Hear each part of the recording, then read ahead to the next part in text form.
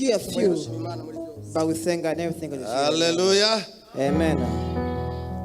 Ndabasuje mu izina rya Yesu. I greet each one of you in God's name. Mukomeye hehe?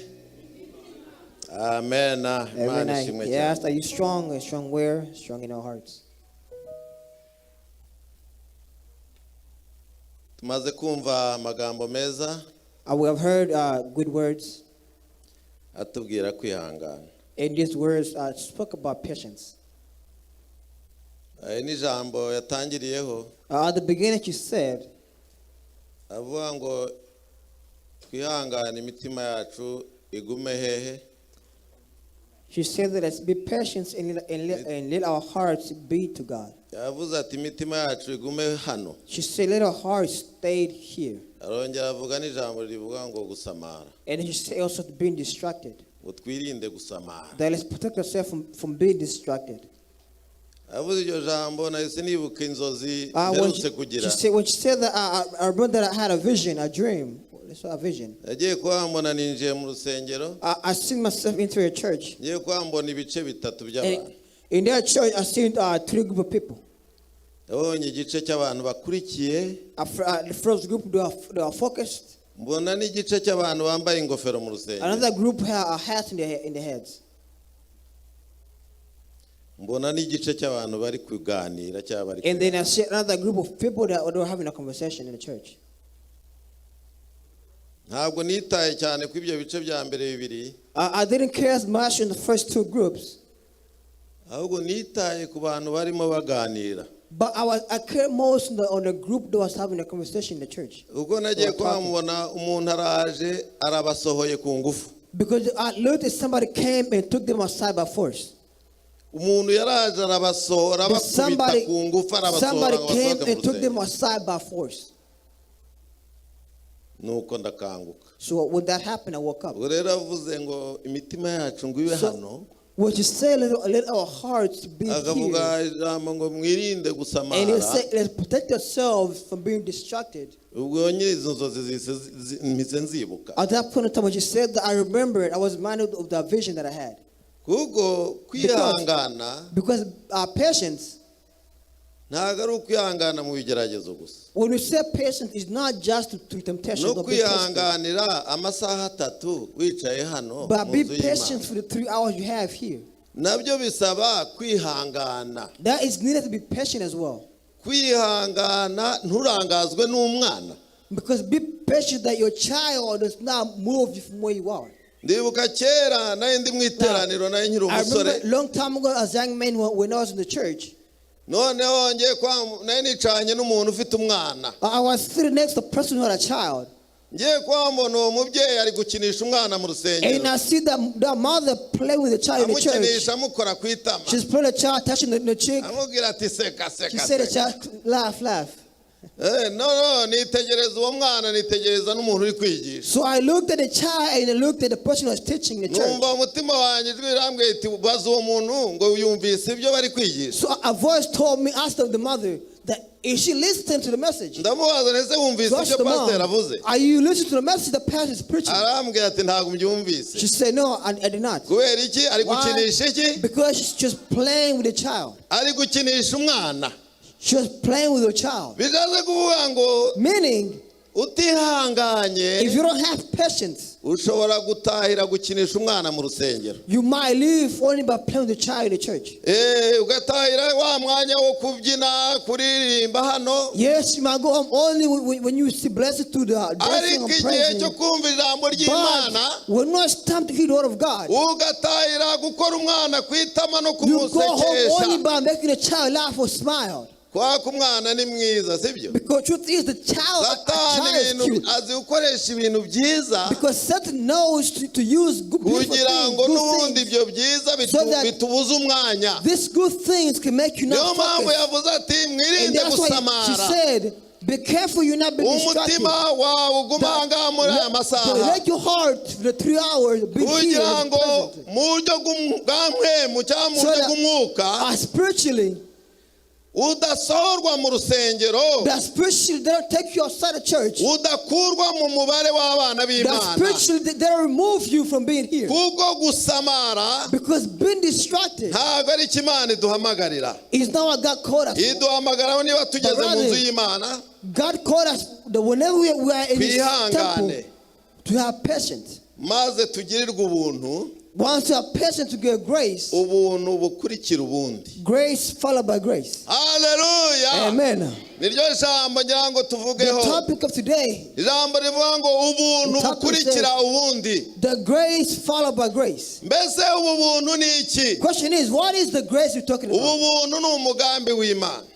When you say grace is God's plan, Umugambi w'Imana. God's plan is grace.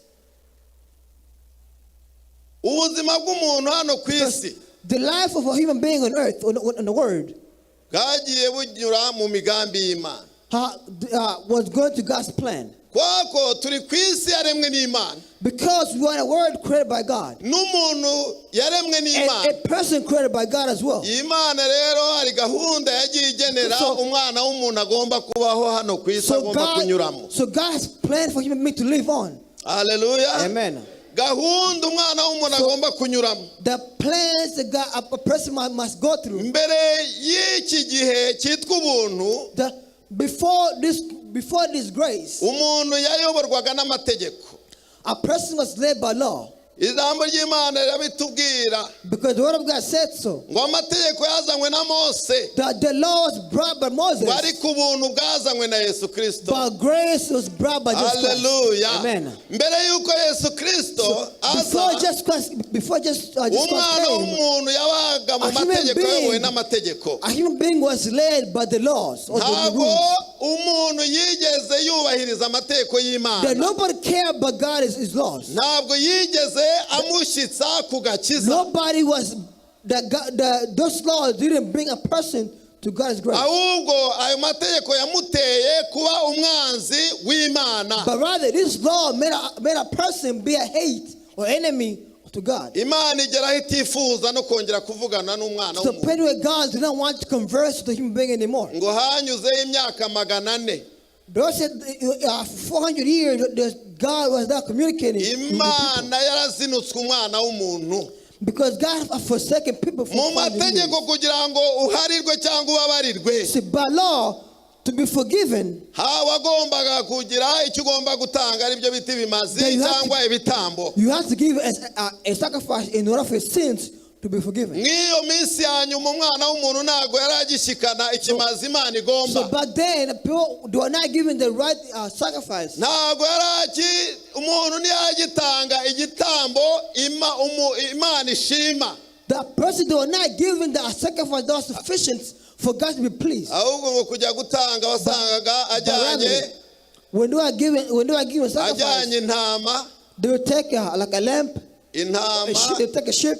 intama imwe igenda icumbagira. They would take a sheep that was crippled. Mu kujya gutanga That when they were giving sacrifice, they would give the bad one. yarebaga ati maze gutanga intama nyinshi. They will look and say, I've given so many sheep. Buriya rero mwa kiriya gihe buriya ubworozi bwari bukomeye. See, back then wealth was hard. Ubirebeye nko ku borozi bakomeye cyane ba Because Aburahamu bari if you look at aborozi, how Abraham was a farmer, ba Yobu bari aborozi bakomeye. Job and the other were farmers. Wazaga bafite ngo intama ibihumbi. They had 1,000 sheep.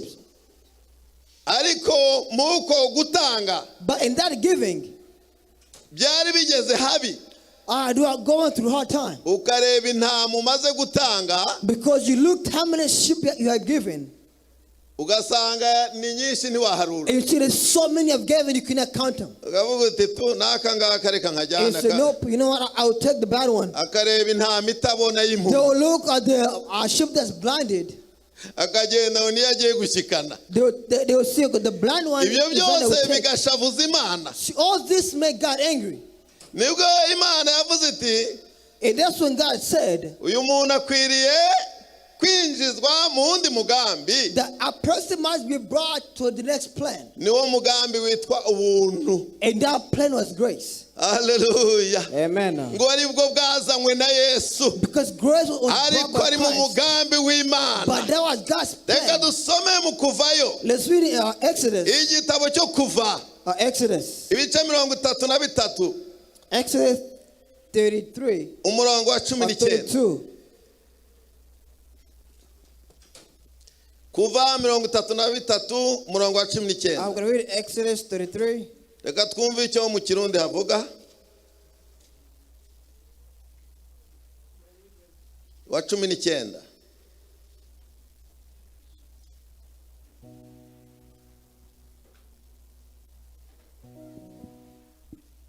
Aravuga ngo uhoraho aramwishura atukugira neza kwanje kose nzogucisha imbere yawe, nivuge mu izina ko ndi uhoraho ndi imbere yawe, kandi nzogirira ubuntu uwo nzobugirira, ngirire n'ikigongwe uwo nzokigirira. 20. Ekeraho. Amen. 19 says, and the Lord said, I will cause my goodness to pass in front of you, and I will proclaim my name, the Lord, in your presence. I will have mercy on whom I have mercy, and I will have compassion on whom I will have compassion. Amen. Hallelujah. Amen. Aha ni Imana ivugana n'umugaragu wayo Mose. Here was God speaking to Moses. Mose rero kubera kubana nayo, Because Moses is living with God. kubana nayo cyane, Because Moses was living with God for so long. yageragaho akayibwira ibintu nyine nk'iby'umwana avugana n'umubyeyi we. When to talk to God as if a child talking to a parent. Tubona ko mu bantu basenze cyane, We see that man put up prayer the most. babanye n'Imana cyane. The prayer was with God a lot. Tubonamo Mose wasenze iminsi 40 n'amajoro We see 40 Moses pray for 40 days and 40 nights ku musozi Sinayi. on the Mount Sinai. Tukabona na Yesu Kristo And we see Jesus mu Christ isezerano rishya, on the New Testament. nawe yasenze Even he iminsi prayed 40 n'amajoro 40 40 days and 40 nights. mu bugaragwa cyangwa mu desert. butayu.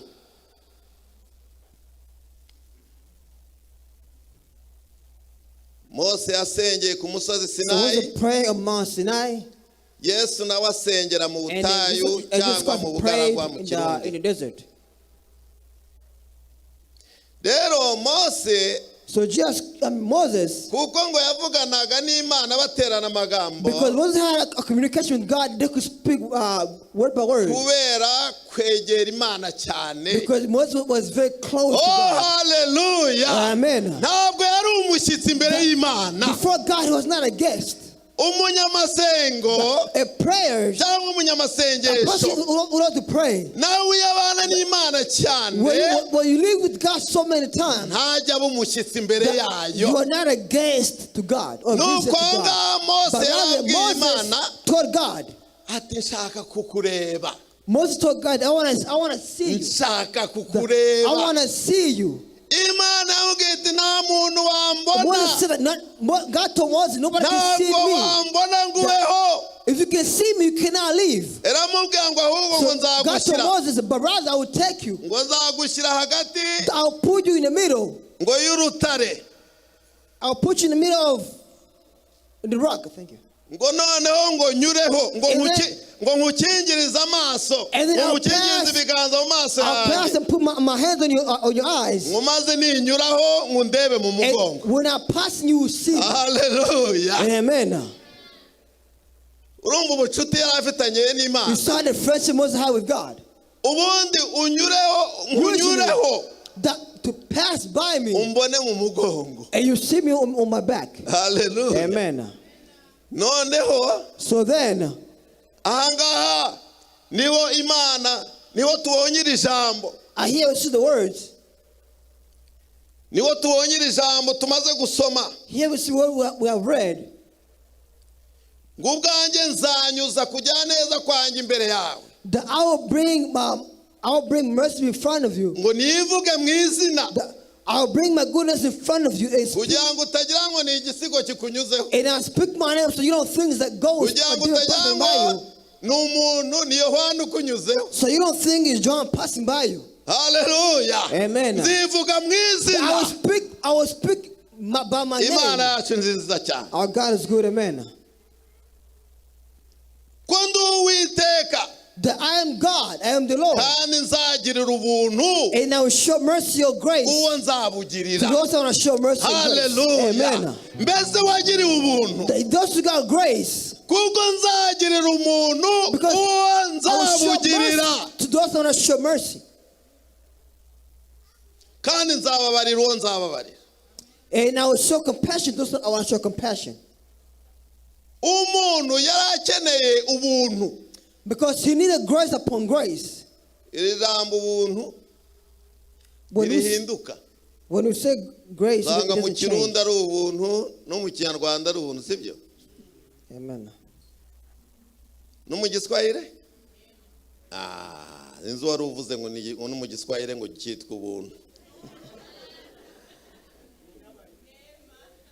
Ariko ubu hano hicaye nk'umuntu wo muri South Africa. When you see a person from South Africa, ahita amenyera ijambo ryitwa Ubuntu. when you say grace, you say Ubuntu, they will understand what it means. Ntabwo bavuga ngo ni ubuntu, bavuga ngo ni Ubuntu. When they say grace, they don't say Ubuntu. Shyira muri but rather Google they say iryo jambo Ubuntu. Ubuntu urahita uribona nk'uko So turivuga mu if you Kinyarwanda. could write it, if you could type it Ubuntu in, you will see what it is. Ariko ubusobanuro But the meaning of grace, ntabwo ari ikintu ubonye cy'ubusa. see, when you say grace, it's not something you got for free. Mu rurimi rwo muri South Africa, It's not in the South African language. ntabwo bivuga icyo kintu cy'ubusa, ahubwo bivuga ngo ni ubumuntu, humanity. When you say grace, they're talking about humanity, like human beings. Ubumuntu. The humanity, in a broad term, it could be. Hallelujah. Amen. Rero Imana ibona ko umuntu akeneye ikintu kindi kimubohora. Because God said that if you need grace, you're looking for something else that could free Ikindi you. kintu kandi gikomeye, Something else that's powerful. gishobora nko kunganira amategeko. That's something that could come and add upon that the Lord. Ikindi kintu gishobora There's kubashisha something else umuntu that could come and become like a stronghold. kikamugeza ku rugero Imana igomba. It becomes a stronghold and put you to a place where God wants you to be. Cyitwa ubuntu. And that's what it called grace. Nzagirira ubuntu I will show grace. umuntu. I will show grace. Nzagirira umuntu ubuntu. I will show grace to those who want to show grace. Nguwo umugambi w'Imana. This is God's Uwo plan. mugambi w'Imana ntabwo wagombaga gushika God's plan, it could not come to unyuze be mu gitunga. physically. Ntabwo wagombaga gushika unyuze mu ntama. God's plan could not become Ntabwo wagombaga sheep. gushika unyuze muri ya mategeko. It could not be fit to laws. Ahubwo But rather, wagombaga gushika unyurijwe the mu God's plan mwana was wayo amongst that. ari we Yesu The Kristo. God's plan had to be Hallelujah. fulfilled through His child, through spiritually. Turasoma ijambo muri Yohana igice cya mbere I'm going to read in John. umurongo wa 14 We're going to read in 1 John. wa 16. Yohana, ubutumwa bwiza ko bwanditswe na Yohana. We're going to read in John. Turasoma wa 16 n'uwa 17. Haranditswe mu Kinyarwanda ngo Jambo uwo yabaye umuntu. Hallelujah. Amen. Ngwinde yemwe. Jambo uwo yabaye umuntu. That the word was in flesh Abana natwe. and lived with us. Tubona ubwiza bwe busa And we see His glory. n'ubwo umwana w'ikinege wa se.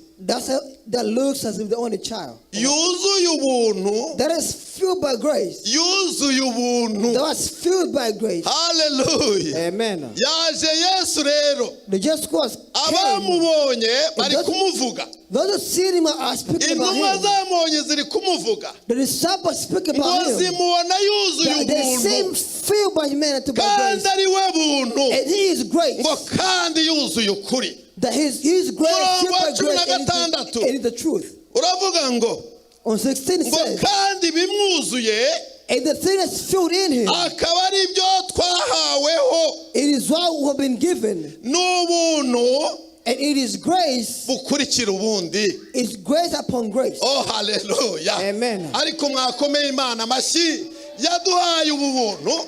Praise God, because God has given us grace. Abamubonye Those who have seen him, intumwa zabanye the nawe, disciples live with him. uyu ni Yohana This is John speaking. wagendanye nawe, John dealing with Jesus ati Christ. twaramubonye, He said, we've seen him. turamwitegereza, We observed tubana him. nawe, We lived with him. tugendana We walked with nawe, him. tumurebye But when we seen him, dusanga we saw yuzuye that ubuntu, he's filled by grace. ngo kandi ubuntu And bukurikira ubundi. It is filled by grace, and grace followed by grace. Noneho rero umva ijambo ryiza, So here's a good word.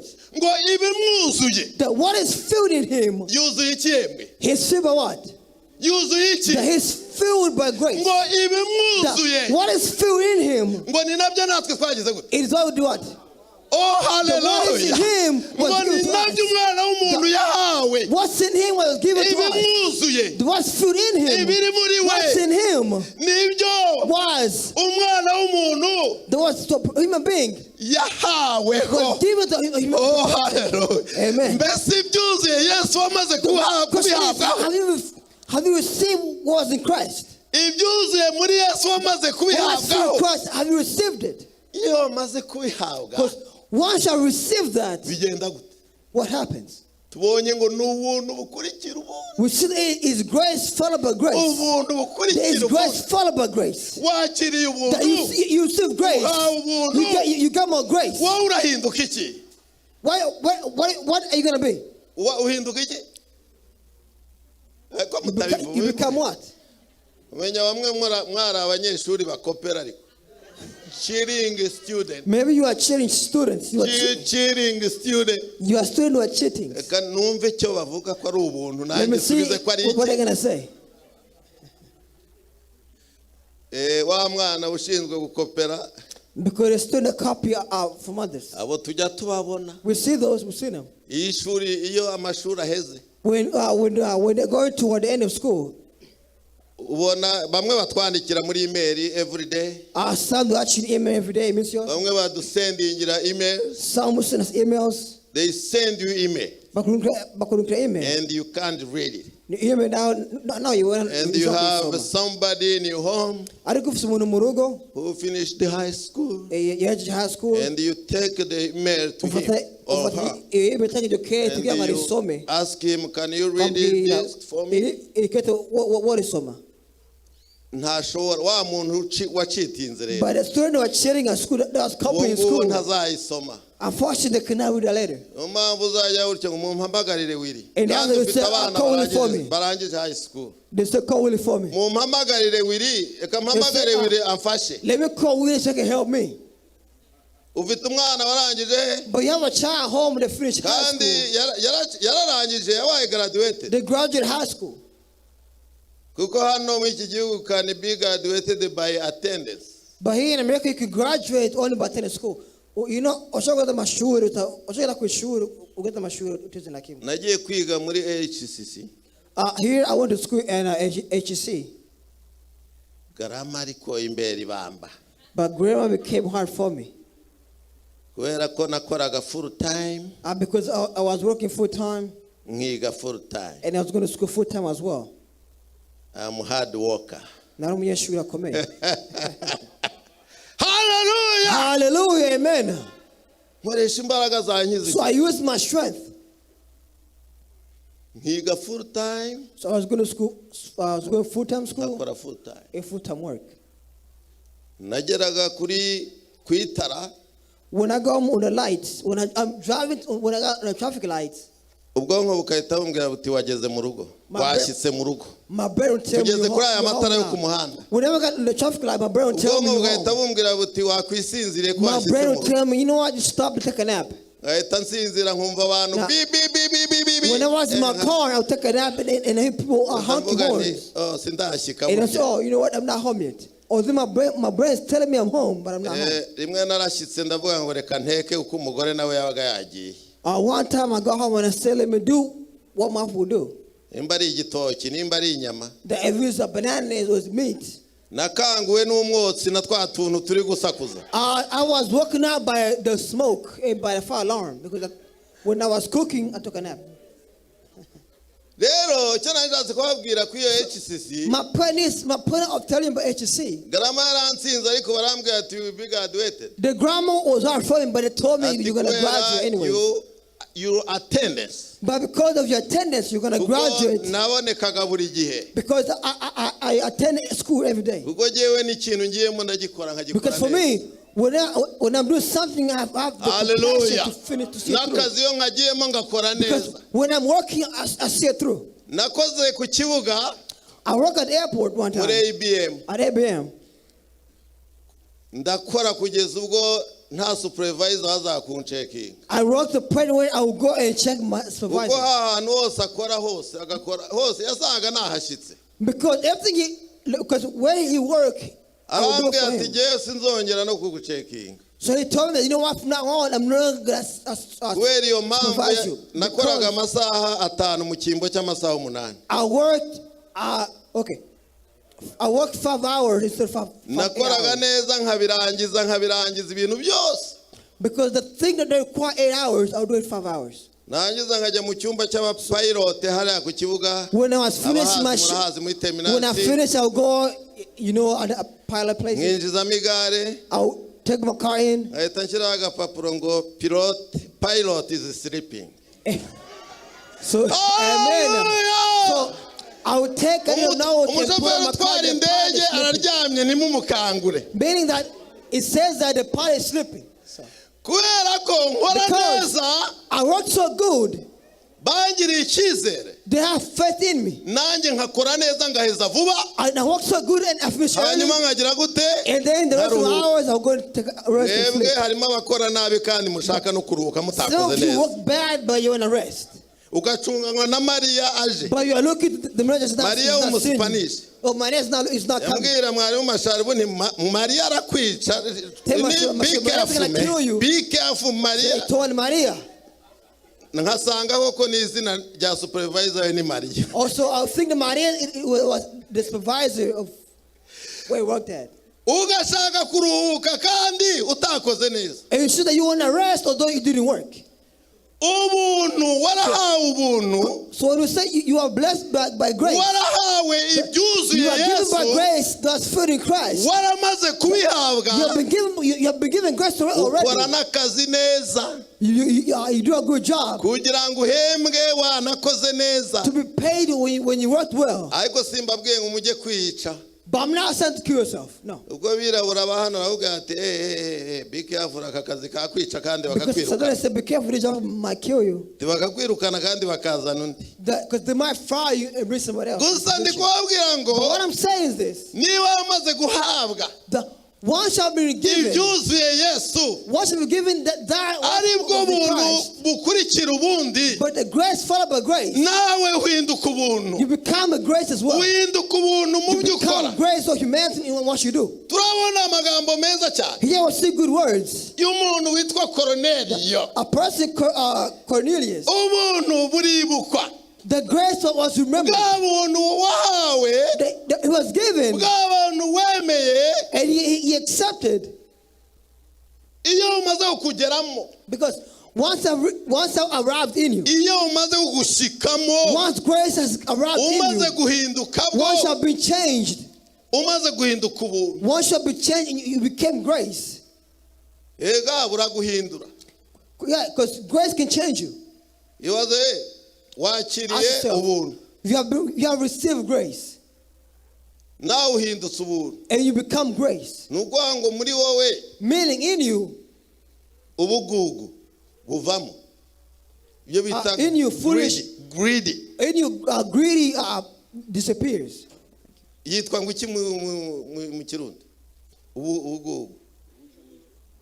Greedy. Kudatanga. So basically in you have so you are greedy. umuntu w'ingumyi ashobora kurya ibishyimbo ibiharage. Because a greedy person might eat beans. Akanga gufata akanyama ariko areba amahera. A greedy person, nangira ihera ntaryo nta. A person who's greedy might eat beans. Abana murya ibishyimbo. So they can save the money. Abana murya ibishyimbo. They are so greedy they don't spend their money buying food. Ibishyimbo bikamara iminsi 3. They'll eat beans for 3 weeks. Or 3 days. Umwana ari ku gihano cyitwa iki? Because a child igiharage. Because a child eat beans because the person that does not spend their money. Bikundira iki? Ichike. Because honestly, kids do not beans, but rather they love chickens in other countries. Hallelujah. Amen. Umuntu rero w'ingumyi. A person is greedy. Aravuga ati ngamutagisi. They will say, this income tax. They say this income tax I will not buy food for my child. No. Ingumyi. A greedy person. A greedy person will not give tithes. Because they are greedy. They will not give contributions. Because I am greedy. You know, if you are greedy, you know you are. A person is greedy. Here's in America. But when you go to greet them or see them, they'll give you nothing. That was in Africa. Or in Africa, if you go to somebody, when they are eating, when they were eating, they'll cover the food so you don't see it.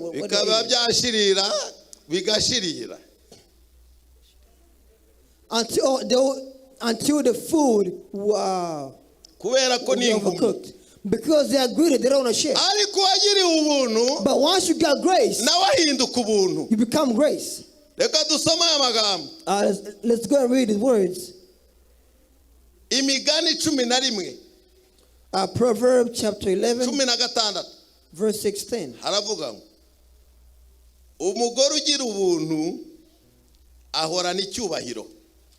Kandi abagabo b'abanyamaboko babona ubutunzi. Hallelujah.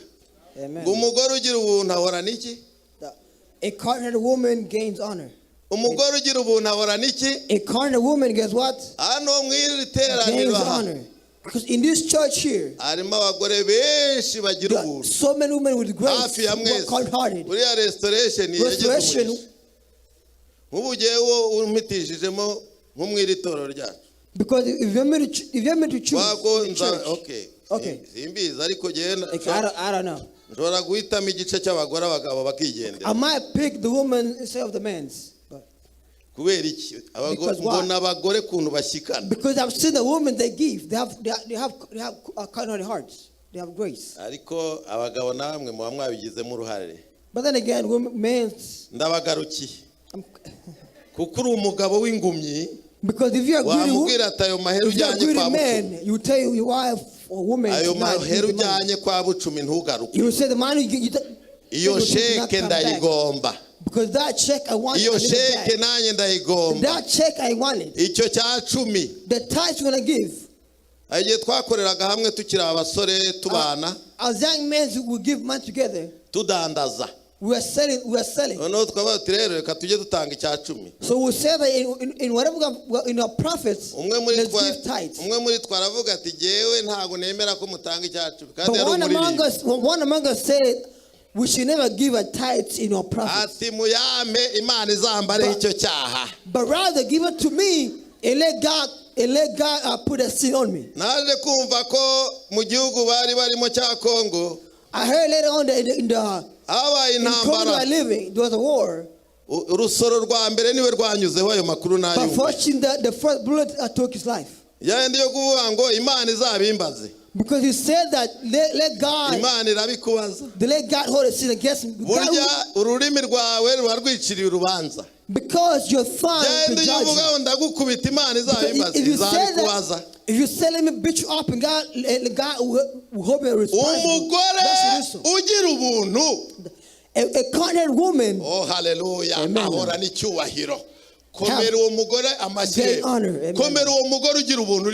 If you're a woman with grace, God bless you. Because a woman with grace have honor on her shoulder.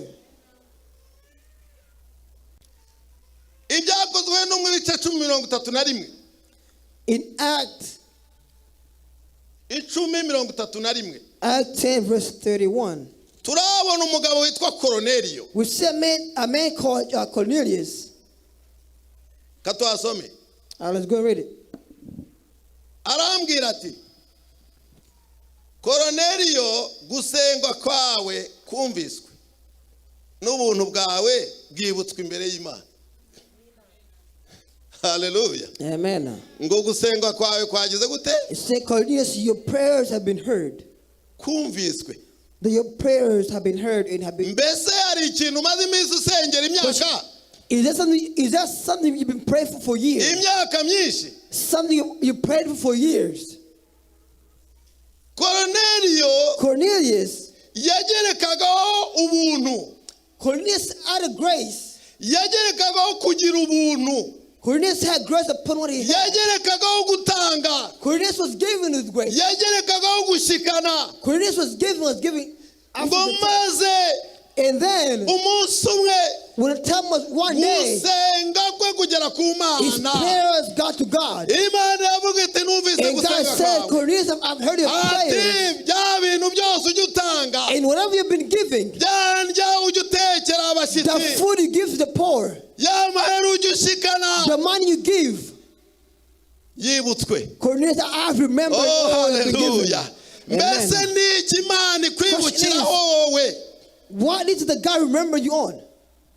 Hari byinshi Imana ibibukiraho mw'iri torero. There's something that Hari God byinshi remembered you Imana on. ibibukiraho There's something that God mu remembered you bagenzi on mufasha. to those you help or Hari support. byinshi Imana There's something ibibukiraho that God remember you. mu mfubyi n'abapfakazi mufasha. The widows, the orphans you help or Hari support. byinshi Imana There's something that God ibibukiraho remember you on mu babanyi, in your neighbors, ku kazi aho mukora. in your work, in your call, Hari in your job. byinshi Imana There's something that ibibukiraho God remember you on. ubuntu bwawe And that bwibukwe. is, your grace has been Ubuntu remembered. bwawe ntibwibukwe. Your grace shall be remembered. Ineza yawe ntiyibukwe.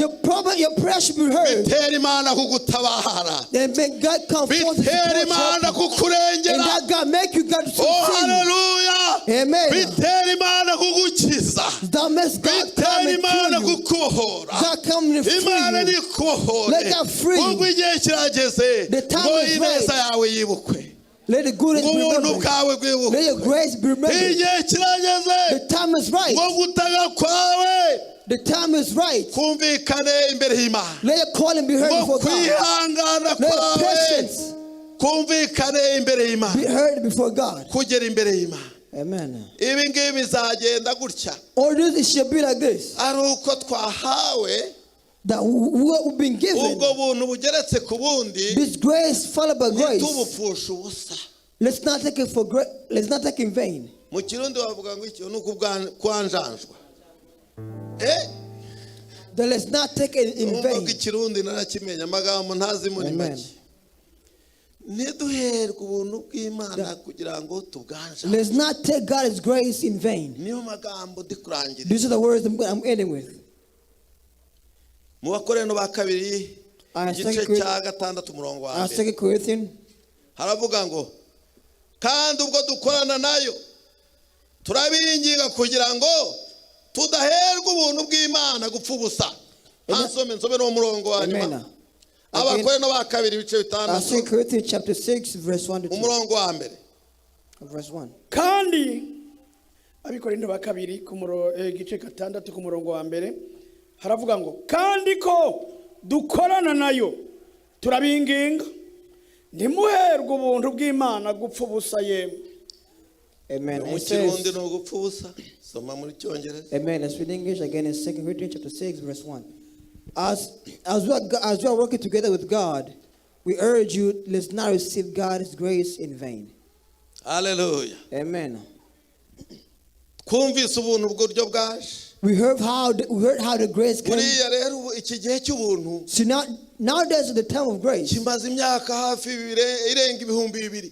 The era of grace has been there for more Imana than 2,000 itegereje years. ngo ibone umuntu igirira ubuntu. Because God is looking to those Imana to show itegereje ngo grace, abantu bakira ubwo buntu. to see who is going to receive that grace. Ese abo bantu bamaze kwakira ubwo buntu Question bose is, have they received that grace? ntago ariko bimeze. Isn't that how it is? Mbese abo bantu bicaye hano mwamaze Those who are sitting guhabwa here, Have you received grace? mwamaze guhabwa ku byuzuye Have you Yesu received Kristo upon ariwe what God wabize is filled with?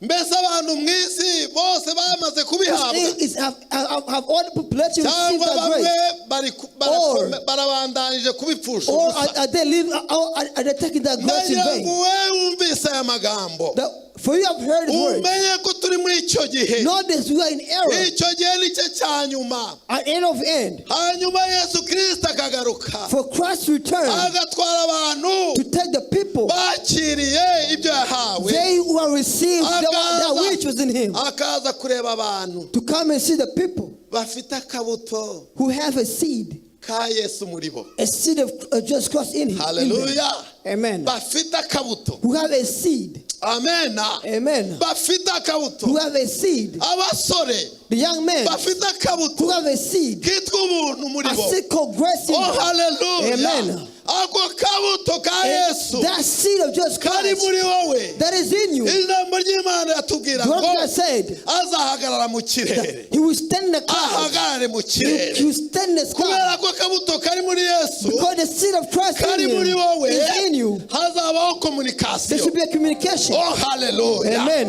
kubera akabuto kakurimo Because the seed is in you. uzazamuka You'll be lifted up high. umusanganire mu kirere And you will encounter him in the oh sky. Amen. haleluya mbese Amen. ako kabuto kari muri wowe The seed that is in you.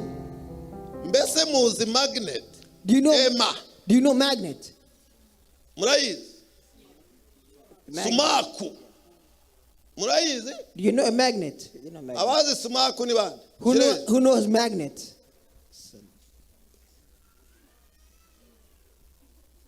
iyo ukize icyuma Because if you take a magnet, if you take a magnet, bihita bihura if you put a magnet above a metal, the metal is gonna fly to the magnet. akabuto katurimo rero So the ni seed, nk'uko bizagenda that's not. It's like the. It's like it will be like that. yesu azahagara hariya Because Jesus will stand up in the sky like a magnet. kubera sumaku y'amhwemu y'umwuka wera turimo Because the magnet of Christ is life. haleluya Amen. duhita tuzamuka Christ will bibiliya zisigare hano and those who stay here. amakoti asigare I mean, our jacket will stay here. uwo munsi nusigara nta kibazo But if you nta stay kibazo here, uzagira there's no problem. uzasigana aya makoti yose You n'inkweto stay here zose with all the clothes and all the jackets. uzahita uhinduka businessman You become a businessman. uzahita uhinduka umugwizatunga w'imyenda You become a rich person with all uzajya gufata na ziriya hawuzi zose You could take all the gold and icyama uwo munsi nkazagenda if only I could go, I'm not going icyama to go. umudamu wanjye If only akazagenda my spouse could go, icyama abana banjye if only my kids bakazagenda could go with me on that day, maze iriya nzu ntihazagire umuntu uyisigaramo so that nobody could stay in that house. icyama If restoration only the ikagenda rest to go with us. oh haleluya Amen. maze So ntihazagire that n'umwe nobody usigara could stay in this church. asigajwe Nobody could stay because nuko yapfushije ubusa ubuntu bw'imana they took God's grace in ubuntu vain. bw'imana God is grace. nta kintu wabugereranya nacyo Nothing can be compared to kubana God's grace. n'imana Being with nta God. kintu wabigereranya Nothing can nacyo be compared with God. wakira agakiza Receiving salvation ugahinduka rwose to be changed, maze nawe be ugahinduka ubu transformed, and become ugahinduka koroneri and become Mbese uyu become munsi wa none, Cornelius. Today, urashaka kongera kwakira ubuntu do you bugeretse ku desire buntu to receive grace upon grace? reka dusenge imana reka duhaguruke dusenge We're gonna pray. Let's all stand. hari icyifuzo waba ugize mu uyu mwanya If you have a desire, hari icyifuzo waba ugize mu uyu mwanya if you have a desire at this moment, mbese hari icyifuzo bite do you have a desire? duhaguruke yemwe Let's stand. Let's all stand. intebe yaryoshye Let's all stand. twigumire hano muhaguruke gato murongera mwicare Let's all stand.